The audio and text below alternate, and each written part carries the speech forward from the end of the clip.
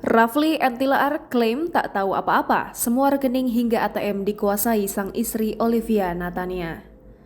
Rafli Novianto Tilaar, menantu Nia Daniati menerima 33 pertanyaan saat diperiksa Polda Metro Jaya terkait dugaan penipuan, penggelapan dan pemalsuan surat masuk CPNS.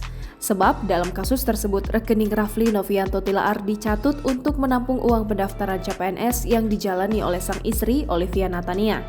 Kendati begitu, Rafli merasa tidak tahu bahwa rekeningnya dicatut oleh sang istri Olivia Natania. Saat hal tersebut dipermasalahkan dan menjadi laporan kepolisian, pegawai Ditjen Pas tersebut baru menerima keterangan dari sang istri. Kuasa hukum Rafli dan Olivia Natania, Susanti Agustina, menilai ketidaktahuan Rafli dikarenakan selama ini sibuk bekerja. Susanti menambahkan selama menjalani pendidikan, ATM Rafli Novianto Tilaar dikuasai oleh sang istri Olivia Natania yang juga anak Nia Daniati.